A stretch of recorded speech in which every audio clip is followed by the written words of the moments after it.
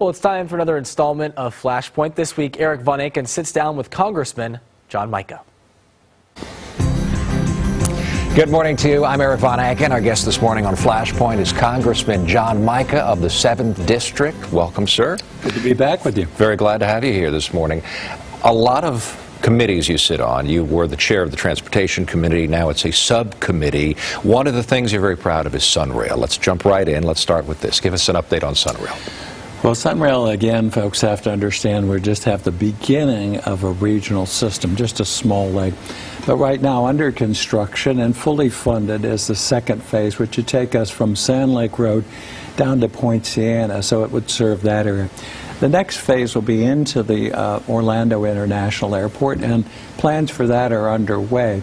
And that's important because that will give us expanded service. People want it to run longer. They want it to run weekends too and more frequently. And that's coming. It'll be 3-4 years down the pike when we get finally into the airport. But all that is a good report right now. It's this intermodal hub at the airport. And that's big. Connect. That's not only for Sunrail, but at the current terminal, we're now building an intermodal center to the south, and a people mover will carry people from the current north terminal to the intermodal center, which would have Sunrail, all aboard Florida, and other modes of transportation coming in, parking. It would have all kinds of services at that center. And then next to that, right adjacent to that, will be the new terminal. It'll start out with just a couple of concourses. But we've reached 38 million passengers at the Orlando airport, which was built for 24 million. So that's our gateway to the future, and we'll have 50, 60 million passengers coming into that new terminal, and a lot of people using the intermodal center. And setting records at the airport as far as passenger traffic every year.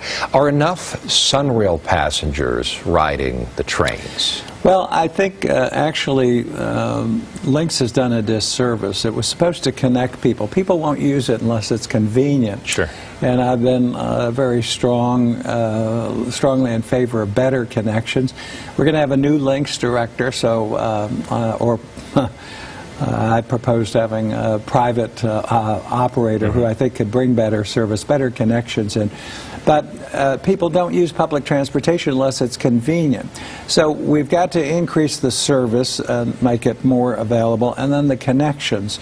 And that's so important that we do that in the future. I'm optimistic in the future, and I think working with a new Lynx director or management team that we can get that done. You've been in Congress since 1992. A lot of accomplishments. We don't have time, unfortunately, to go over all of them. One of them I know you're very proud of is also the I-4 Ultimate Project. Where are we with this? And for all those drivers watching this morning, how much worse is it going to get before it gets better? Well, this is unbelievable, but the 20 miles they're doing through the core of Orlando is $2.4 billion. It'll be about 5 years. Right now the construction's kind of light. It's going to be more intense. We've gotten that done, and that's through legislation that I passed that keeps the free lanes free, but it allows us to take the right-of-way, that unused asset, and convert that to new lanes, and it'll be paid for through the tolls. So everybody benefits. The free lanes will go faster. People who can pay will pay. But the problem is it ends at Kirkman Road, the first 20 miles, and at 434. So I'm trying to work beyond the ultimate to go from 434 into Volusia County, and then we don't want to dump just 4 more lanes of traffic into the I-Drive and all that tourist area. We've got to go all the way to Highway 27. That's a $2 billion project, so we're trying to fast forward that, not wait to 5 years and then start it. Working with Teresa Jacobs and the legislature, and with a new transportation bill that's going to put a lot more money back into Florida, a 5-year bill. I think we can do that, move that forward, and go beyond the ultimate. So you're really thinking way long term here. Well, you have to, whether it's Sunrail mass transit or a fixed transit like or a surface transportation like I-4. You have to get ahead of the curve, no pun intended. Another priority is using intelligent transportation, and that's my big initiative right now. Using readers from either your cell phone or your e-pass that in real time determine the number of cars going through and how fast they're going, and in real time recalculate the lights. And we've had almost every city and county in Central Florida sign up to participate. Federal grants will be available, which we put in the transportation bill. Imagine a new section called Innovation in Transportation. But we can move cars on the existing roads that we have faster, more convenient. How many times have you been to an intersection and sat there with no traffic in any direction, and you just sit there? We can stop that and make cars go faster. Yeah, I know I sit at a lot of intersections every day with lots of traffic. Congressman Mica, thank you so much. More with the Congressman, including his thoughts on a recent 5th District Court of Appeals ruling closing one part of state government to the public. Welcome back this morning to Flashpoint. I'm Eric Von Anken, and my guest today is Congressman John Mica. Glad to have you with us. Congressman, before we left, right before the break, we were talking about a ruling from the 5th District Court of Appeals. Now, essentially what this says, this surprised some folks, saying that student government leaders in our public universities don't have to be allowed into the public record. So, in other words, they are protected because the courts were saying essentially that this is protecting their education. Yes, and their personal records. And we did pass federal legislation that does give students and families and the student records and student processing within the universities or the schools some privacy. It's carved out, but we do that for medical records and other things. But a student who's part of a university or a school system does have certain rights under the federal government, and all of it is not open. I know the media would like it all open, but some of those proceedings are not open. And I think it's been handled well. If things evolve into a criminal case, then yes, they're open, but that's a different thing. So student proceedings, the judicial process within the schools or universities, I think it's right to keep it private. We chatted with an attorney about this. Here's what the attorney had to say. Student government members want to act independently like the statute intended. They want transparency in government. They want Florida's public policy of open government furthered. In particular, they want the 5th DCA to clarify its opinion and to say that SGA records are not educational records subject to federal privacy laws. You mentioned the media having a problem with this. What we're hearing is these are folks who say, well, government officials are held accountable. They spend a lot of money on a lot of things.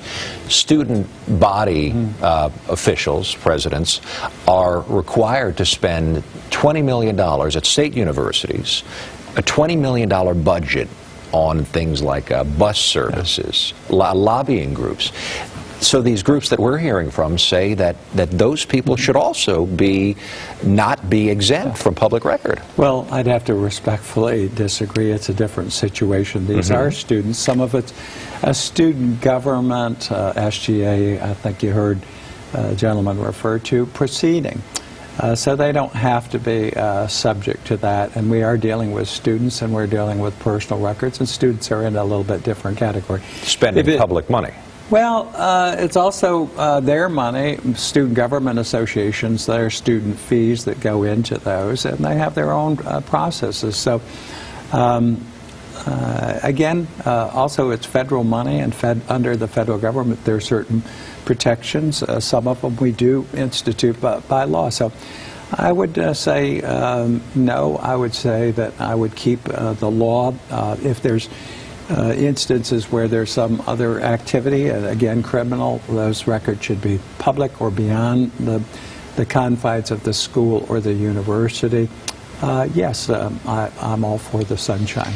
If you would take a look at this graphic here, here's an example of the problem. Now, UCF says this is an education record, so anyone who doesn't want their name revealed can have it blacked out, even though they run for public office. Is there a compromise here, perhaps making just the president public, not exempt from public records?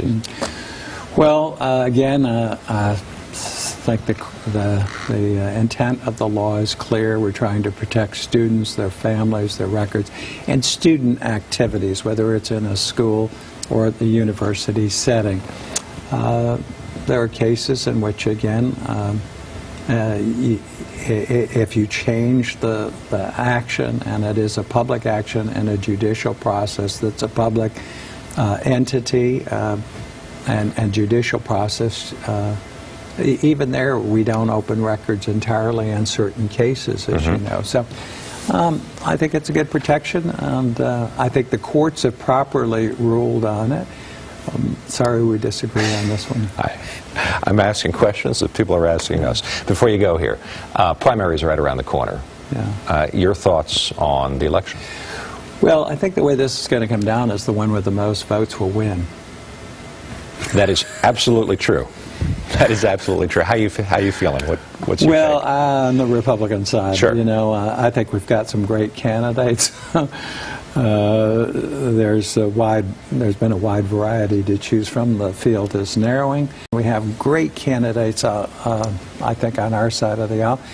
I'm not an enthusiast for Mrs. Clinton, although I've worked with her in Congress. Again, different Sure. party, different choices, and we'll let the people decide.